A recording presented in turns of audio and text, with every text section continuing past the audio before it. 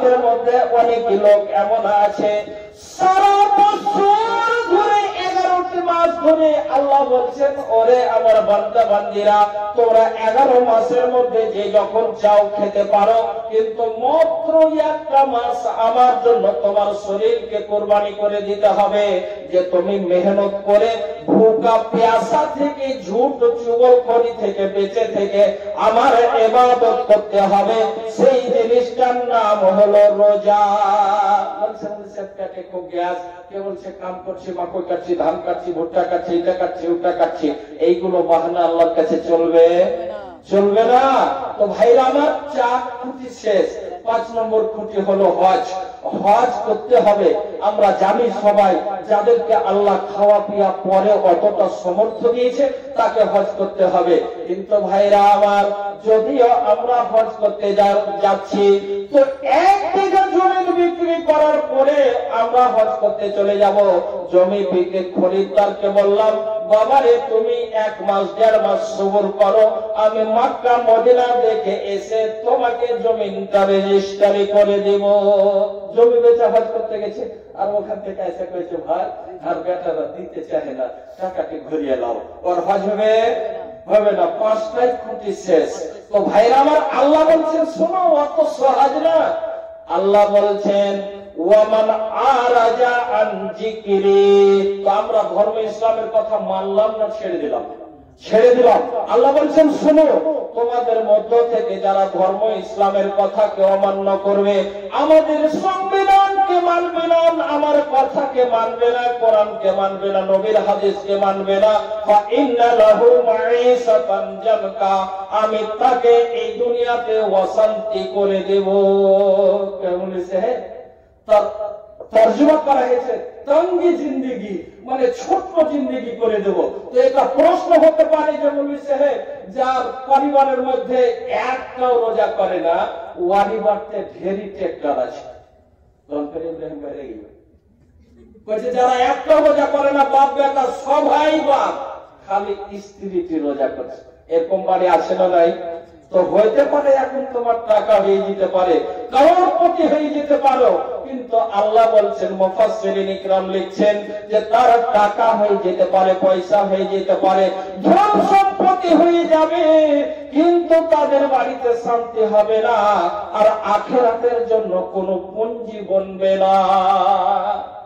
তো ভাইরা আমার, শুধু তাই বলে আল্লাহ বলছেন শুধু না, আগে আল্লাহ কি বলছেন, ওয়ানাহশুরুহু ইয়াওমাল কিয়ামাতি আমা, ওই সব লোকগুলোকে যারা আমার ইসলামের বিধানকে মানবে না, আমার নবীর কথাকে মানবে না, যারা আমার ধর্ম অমান্য করে চলবে, কাল কিয়ামতের দিন আমি তারাকে অন্ধ করে কবর থেকে উঠাবো। তারা বলবেন, ক্বালা রাব্বি লিমা হাসারতানি আমা ওয়া কাদ কুনতু বাসীরা। আল্লাহ গো, আমরা এমন কি অপরাধ করেছি, আমরা কি কাজ করেছি, আমাদের ভুল কোথায়, আমরা কি এমন অপরাধ করেছি গো আল্লাহ? কালকে তো আমরা দুনিয়ার বুকে দেখনেওয়ালা ছিলাম, আমরা দুনিয়া দেখতে পেতাম, আমার রং এরকম ছিল, আমার ছেলে মেয়ে ছিল, 2টা ভালো ছিল, একটা কালো ছিল। এই দুনিয়াতে আমি ভরতকুল গ্রামে থাকতাম। আল্লাহ গো, আমি তো দুনিয়ার বুকে সবাইকে দেখতে পেতাম, আজকে আমার অপরাধ কি, আজকে আমাকে অন্ধ কেন উঠা হয়েছে? আল্লাহ বলবেন, শোনো, অন্ধ কেন তোমাকে উঠাচ্ছি শুনবে? তোমার কেন আজকে অন্ধ এটা বুঝবে? কালা কাযালিকা আতাতকা আয়াতুনা, ওরে আমার বান্দা বান্দিরা শোনো, আজকে তোমাকে অন্ধ কেন করা হয়েছে? এইভাবে কালকে তোমাদের গ্রামে একজন হতভাগা মৌলভী সাহেব 10 জন মিলে একটা ইসলামী সভার আয়োজন করা হয়েছিল, কিন্তু তাকে তোমরা অমান্য করে দিয়েছিলে। ওই মজলিসে তুমি যাওনি, কোরআনের কথা মানোনি, নবীর কথা মানোনি, হাদিসের কথা মানোনি, ফানাসিতাহা, তাকে তোমরা অমান্য করে দিয়েছিলে, ভুলে গিয়েছিলে। ফাযালিকাল ইয়াউমা তুনসা, আজকে তোমাকেও ভুলে দেওয়া হয়েছে, তোমার দিকে আজকে আবার লক্ষ্য করা হবে না। তো ভাইরা আমার, এখন তো খুব ভালো লাগছে। যারা সন্ধ্যা থেকে নিয়ে এখন পর্যন্ত ঘুমিয়ে আছে আর যারা বসে আছেন, তো দুইজনের মধ্যে পার্থক্য হবে কিনা? নেকিতে পার্থক্য হবে না? অনেক পার্থক্য হবে। ভাইরা আমার, আল্লাহ কোরআনের মধ্যে বলেছেন ফামাইয়া আমাল মিসকালা জাররাতিন খাইরান ইয়ারা। জাররা বলা হয়েছে দিনের বেলায় দেখবেন ঘরের মধ্যে যদি কোনো জায়গায় একটু ফুক্কা থাকে আর সূর্যের রশ্মি ওই ঘরের মধ্যে যায় না ভাই, আর ওই রশ্মির মধ্যে দেখবেন মিহি মিহি ধুলার মতো ঘুরছে, তো একটা ধুলকে জাররা বলা হয়েছে, একটা ধুলকে। ভাইরা আমার, আল্লাহ আমাদের সামনে কিরামান কাতিবিনকে লাগিয়ে রেখেছেন। যদি জাররা বরাবরও আমরা একটা নেকির কাজ করি, আল্লাহ ওই জিনিসটাকে কাল কিয়ামতের দিন আমাদের সামনে নিয়ে এসে হাজির করে দেবে। ভাইরা আমার, শুধু তাই না, যখন আমাদের হিসাব কিতাব শুরু হবে, আমাদের যখন হাসরের ময়দানে হিসাব কিতাব শুরু হবে, তখন আমাদের অবস্থা কি হবে? ভাইরা আমার, একই জায়গাতে আমরা থাকবো, কিন্তু কেউ পাসিনাতে হাবুডুবু করবে, একদম গলা পর্যন্ত, তার লাখ মুখ পর্যন্ত ডুবে থাকবে। ওয়ারি পার্শ্বে একজন কোমর তাক থাকবে, কেউ ঘাটনু পর্যন্ত, কাউরের কাঠ ফেরাও ভিজবে না। আচ্ছা কহতো, এক বরাবর জায়গাতে যদি বান আছে, তো কোন জায়গাতে কম বেশি পানি হবে কি? কম বেশি হবে না, সবই একই বরাবর হয়ে যাবে পানি। কিন্তু সেই দিন হাসরের ময়দানে 50,000 বছর আমরাকে দাঁড়িয়ে থাকতে হবে, আর কেউ নিজের পাসিনাতে হাবুডুবু করবেন, কেউ কমরটা, কেউ আনন্দে থাকবে। আর 7 প্রকারের মানুষকে আল্লাহ একটা ছাইহার ব্যবস্থা করে দেবে। ভাইরা আমার, আজকে যদি আমরা দিয়ারে কাজ করি, খুব জোর রোদ লেগে গেছে, বলছে চল ভাই ওই গাছটার নিচে একটু গিয়ে আরাম করি, হয়েছে না? এই গাছের নিচে যে আমরা আরামে বসে আছি, কিন্তু আল্লাহ পাকের নবী বললেন, শোনো ওরে আমার উম্মতের মানুষেরা, এই দুনিয়ার বুকে তোমার বাড়ির ব্যবস্থা রাখা হয়েছে, গরম থেকে বাঁচার জন্য তোমার বাড়িতে পাংখা লাগা আছে, আরো যদি পয়সার ব্যবস্থা বেশি আছে তো তুমি এসি লাগিয়ে রেখেছো। কিন্তু কাল হাসরের ময়দানে কেমন আমাদের অবস্থা হবে? নবী বলছেন, সাবআতুন ইউজিল্লুহুমুল্লাহু ফি জিল্লিহি ইয়াওমা লা জিল্লা ইল্লা জিল্লুহু। কালকে কিয়ামতের মাঠে কোনো ঘরের ব্যবস্থা থাকবে না, কোনো বাড়ি থাকবে না, কোনো গাছের ছায়া থাকবে না, একমাত্র আল্লাহর আরশের ছায়া ছাড়া। এই ঘর বাড়ি সব খতম হয়ে যাবে, আর সূর্যটা মাত্র 1 মাইল দূরে আসবে, 1 মাইল দূরে। এখনকার রোদে দিয়ারে আমরা যেদিন বেশি রোদ হয়েছে থাকতে পারি না, কিন্তু 1 মাইল দূরে যখন আসবে থাকা যাবে। আর একটাই ছায়ার ব্যবস্থা, যেমন এই চৌকিটাকে ছেড়ে যদি রোদে ধরেন তো আর তলে ছায়া হবে কিনা? তো আল্লাহর আরশ যে আছে, 8 জন ফেরেশতাকে এভাবে উঠিয়ে রাখবেন, আর আল্লাহ ওর উপরে বসে থাকবেন, আর ওর নিচেকার ছায়াখানটাতে 7 প্রকারের মানুষকে আল্লাহ জায়গা দেবেন। তার মধ্যে বলা হয়েছে 1 নম্বরে ইমামুন আদিলুন। ভাইরা আমার, इंसाफ और बादशाह, इंसाफ और मोड़ल, सही अदल इंसाफ करने वाला इमाम, सही फैसला करने वाला ग्रामवासी। যদি আমরা সহি জায়গাতে একরকম হয়ে ধর্ম ইসলামের দিকে লক্ষ্য করে জায়েজ অনুযায়ী বিচার করতে থাকি, ওই লোকটা কাল কিয়ামতের দিন হাসরের ময়দানে থাকবে। দ্বিতীয় নম্বর বলা হয়েছে ওয়াশাবুন নাসাআ ফি ইবাদাতিল্লাহ। ভাইরা আমার, ওই নওযুবকটা যে নিজের জীবনকে আল্লাহর ইবাদতে কাটিয়ে দিয়েছে।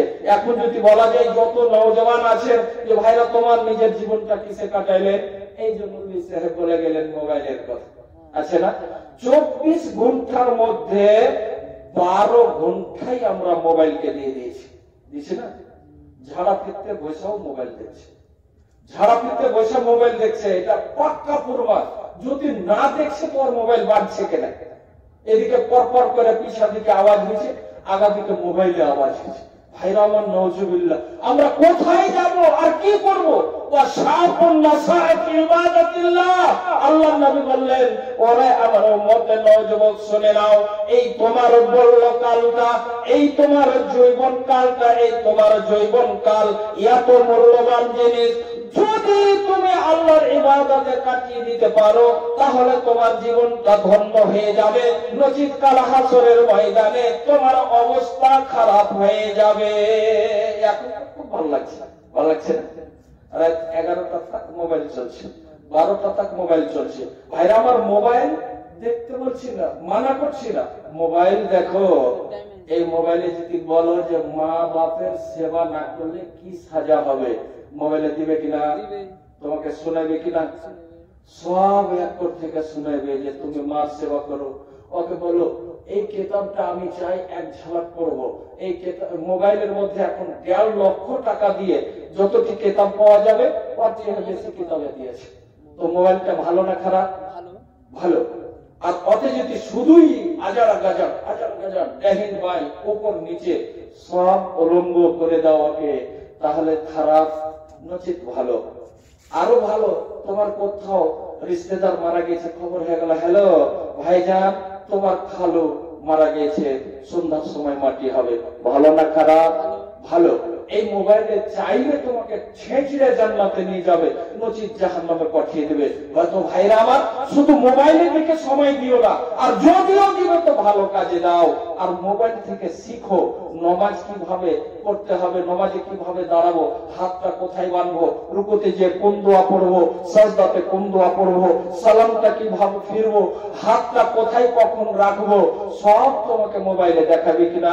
তো ভাইরা আমার, ওই জিনিসটা তুমি সহি জায়গাতে কাটাইবে, তাহলে আল্লাহর আরশের নিচে জায়গা পাবে। আর 3 নম্বরে, ওয়া রাজুলুন কলবুহু মুআল্লাকুন বিল মাসাজিদ। কত ভাই আমরা এখানে আছি, আমাদের দিল কি মসজিদে লটকা থাকবে? বলছেন একজন লোক বাইরে কোথাও আছে কিন্তু ওর দিলটা মসজিদে লটকা আছে, ও আল্লাহর আরশে জায়গা পাবেন। ভাইরা আমার, যদিও আমাদের অন্তরখানা লটকা না থাকতে পারে, কিন্তু নবী বললেন, আমার উম্মতের মানুষেরা তোমরা শুনে নাও, যখন তুমি জোহরের নামাজ আদা করেছো, তারপরে তুমি লক্ষ্য রেখেছো এখন বেলা 2টা হয়ে গেল, এই কাজটা আমাকে তাড়াতাড়ি শেষ করে দিতে হবে, নচিত মুয়াজ্জিন আবার আজান দিয়ে ফেলবে। এই জন্য তোমাকে লক্ষ্য রাখতে হবে যে জোহর পড়েছি, আসরের সময়টা কাছে আসছে, আমাকে আসরের নামাজ আদা করতে হবে। ভাইরা আমার, সময় লম্বা হয়ে যাচ্ছে বলে এখন বলি যে এই হাদিসটা 7 প্রকারের নিচে মানুষকে আল্লাহর আরশের নিচে এক এক করে গিনিয়ে নবী বললেন তারা জায়গা পাবে। আর যখন হিসাব কিতাব শেষ হয়ে যাবে কাল কিয়ামতের দিন, আমরা যখন আমলনামা বন্টন করার সময় আসবে, আল্লাহ কি বললেন? فَأَمَّا مَنْ أُوتِيَ كِتَابَهُ بِيَمِينِهِ فَيَقُولُ هَاؤُمُ اقْرَءُوا كِتَابِيَهْ। আমরা যখন মাদ্রাসায় পড়তাম তো বুঝতে মেহনত করেছি, পড়েছি, লিখেছি ইমতিহানে, তো ইমতিহানের রেজাল্টের আগা দিকে যে বসতাম যে আমার রেজাল্ট তো ভালো হবে, একটা অনুভব হবে কিনা? আমরা সবাই জানি কাল কিয়ামতের দিন আমাদের হিসাব হবে, তো আমরা নিজে নিজে যদি হিসাব করতে চাই পারবো কিনা? সকাল থেকে নিয়ে আজকে সন্ধ্যা পর্যন্ত কয়টা নেকির কাজ করেছি, কয়টা গুনহার কাজ করেছি? আল্লাহর নবী বলেছেন যে প্রত্যেক রাত্রে তোমরা শোয়ার সময় এটা হিসাব লাগাও যে কয়টা নেকির কাজ তুমি আজকে করলে আর কয়টা গুনহার কাজ করেছো। ভাইরা আমার, যদি এই দিকে লক্ষ্য করে আমরা জিন্দেগি কাটাই, কখনো আমাদের জারিয়াতে গুনহার কাজ হবে না। আল্লাহ বলছেন যখনই কাল কিয়ামতের দিন হাসরের ময়দানে হিসাব কিতাব হওয়ার পরে আমলনামা যার ডান হাতে দেওয়া যাবে, সেই বলবে ভাই দেখো দেখো আমার আমলনামাটা কত সুন্দর হয়েছে, আমি এইটা জানতাম যে আমি দুনিয়ার বুকে একই জায়গাতে থাকতাম, আমি মেহনত করেছি বলে অবশ্যই আমার আমলনামাটা ভালো হবে। ইন্নী জানানতু আন্নী মুলাকিন হিসাবিয়া। আল্লাহ বলছেন বান্দারে শুধু তাই না, ফাহুয়া ফি ঈসাতির রাদিয়া, চাহে এই দুনিয়াতে যতই কষ্টতে জিন্দেগি কাটাক, আল্লাহ বলছেন সেই দিন একটা ভালো জিন্দেগিতে সে চলে যাবে, কোনো জিনিসের কমি হবে না। আল্লাহ আগে বলছেন কুতুফুহা জানিয়া, তার আগামীকে সামনে ফলগুলো লটকা থাকবে। এখন কহতো যে যদি আমরা চাই যে ন্যাংরা ভালো মালদা পাকা আম খাবো, পাওয়া যাবে ভাই? ন্যাংরা ভালো পাকা এখন পাওয়া মুশকিল, কিন্তু কিয়ামতের দিন জান্নাতে যখন চলে যাব আমরা, যখন যেটা ইচ্ছা শুধু দিলে এনেছি কথাটা সামনে এসে লটকেছে, সব রকমের ফল আল্লাহ বলবেন ফেরেশতাদের দ্বারাতে, ফেরেশতারা বলবে কুলু ওয়াশরাবু হানিয়াম বিমা আসলাফতুম ফিল আইয়ামিল খালিয়া। ওরে আল্লাহর বান্দারা, তোমরা আজকে খাও মজা করে, কেন কাল ওই দুনিয়াতে যখন মুসাফিরের গলিতে একটি জালসার আয়োজন করা হয়েছিল, ওই জালসাতে সারা গ্রামের মানুষ ঘুমিয়েছিল, তোমরা কিছুগুলো লোক ওখানে ঠান্ডাতে বসে থেকে নবীর বাণী শুনেছো, কোরআনের আলোচনা শুনেছো, মসজিদের জন্য সহযোগিতা করেছো, কেউ 5 বড়া সিমেন্ট, কেউ 5,000 টাকা, কেউ 1,000, কেউ 500, 200, 400, 110 পিস করে দান করেছো। অবশ্যই অবশ্যই আমাদের ফল ওই আমলনামাতে লিখে থাকবে। আল্লাহ বলবেন কখনো তোমাদের সাথে আমি বেঈমানি করব না। ফেরেশতা বলবেন খাও তোমরা মজা করে, ওই দুনিয়াতে মেহনত করে এসেছো, তার বিনিময়ে তার উল্টো কি হবে? যখন আমাদের আমলনামা বাম হাতে চলে আসবে, ও আম্মা মান উতিয়া কিতাবাহু বিশিমালিহি ফায়াকুলু ইয়া লাইতানি লাম উতা কিতাবিয়া। আল্লাহ গো, আমার আমলনামাটা যদি আমাকে না দেওয়া হতো, ওটাই আমার জন্য উত্তম ছিল। মা আগনা আন্নি মালিয়া, আমি জানতেই পারতাম না যে আমার হিসাবটা কি আছে। ভাইরা আমার, সে আফসোস করে বলবেন ইয়া লাইতাহা কানাতিল কাজিয়া। আল্লাহ গো, যখন ওই দুনিয়া থেকে আমি মারা গিয়েছিলাম, ওই দুনিয়াতে মারা যাওয়ার পরে এই দুনিয়াতে এসে যদি জীবিত না হতাম, ওটাই আমার জন্য উত্তম হতো। আজকে বলছে ভাই তুমি নামাজ কেন পড়ো না? বলছে হ্যাঁ কি করবো, দেখা দেখি 25 বিঘা মাকই লাগিয়ে দিয়েছি, দিন মাকইতে খাচ্ছি, ফুরসতি পাই না, এগুলা বাহানা চলবে? আল্লাহ বলছেন মা আগনা আন্নি মালিয়া হালাকা আন্নি সুলতানিয়া। সে আফসোস করে বলবে হায় রে দুনিয়া, আমি ওই দুনিয়াতে কি করেছিলাম? আমার পড়োশিরা যে নামাজ পড়েছে, আমার পাশে যে জমিন করেছিল, মাকই যার ছিল, সে মাকর ভূমি থেকে যে জুমা আদা করতে গিয়েছে, কিন্তু আমি জুমাতে যাইনি, আমি মাকর ভূমিতে খাটতেছিলাম। আজকে মাকই টাকা পয়সা ধন সম্পত্তি আমার কোনো কাজে আসলো না। হালাকা আন্নি সুলতানিয়া, এই ধন সম্পত্তির কারণে আজকে আমি বেকার হয়ে গিয়েছি। আল্লাহ কি সেটা বলে ছাড়বে? বলছে না।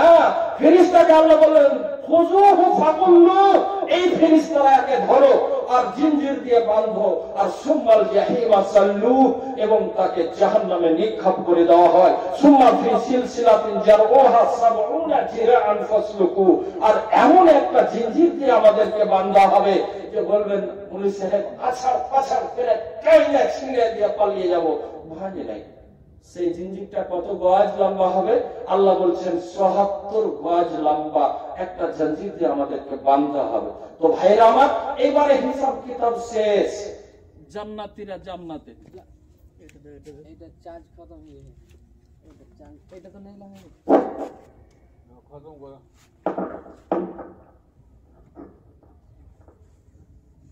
ব্যাটারি খতম হয়ে গেছে, ব্যাটারি ভরে নাকি?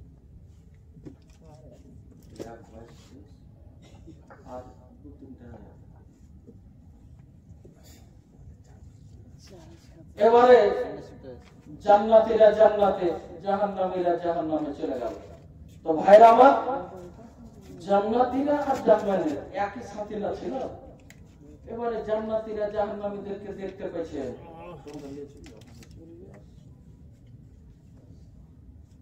এবারে বলছেন ভাই একই সাথে তো থাকতাম, একই রকম।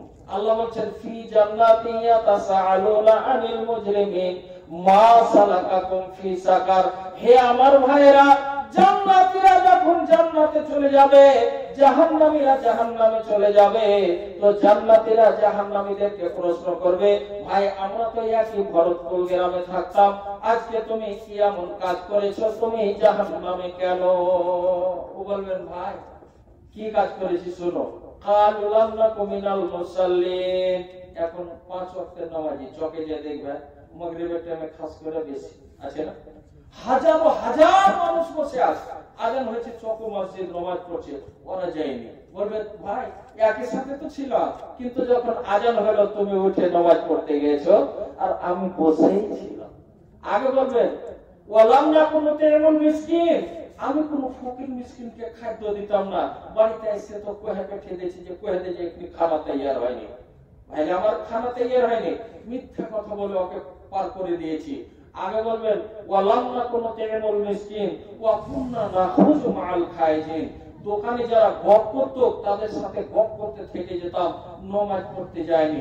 ভাইরা আমার এই তো কিছুক্ষণে এরকম করলাম, হাত্তা আতাল ইয়াকিন, মত চলে আসলো, কখন মরে গিয়েছি ভাই, নেকির কাম করতে পারিনি বলে আজকে আমার অবস্থা জাহান্নামে হয়ে গেছে। আল্লাহ বলবেন ফামা তানফাউহুম সাফাতুস সাফিন, আজকে যদি কেউ কোনো কাজে ফেঁসে যায় তো আর সুপারিশ করে আমরা তাকে পাস করে দিচ্ছি, বুঝছি না? কিন্তু আল্লাহ বলছেন এই দুনিয়াতে আমার কাছে এখন কাউরের কোন সুপারিশ কাজে আসবে না। তো মা বোন এখন বলেন যে যেটি আমার ছাত্র আছে ওদেরকে বারহা বলতে আছি যে তোমরা নামাজ পড়ো, নামাজ পড়ো, নামাজ পড়ো, আবার চেক করছি তো 50% বাদ আছে। কেন বাদ আছে? কার কমি? বলবি সাহেবের মা বাপের কমি।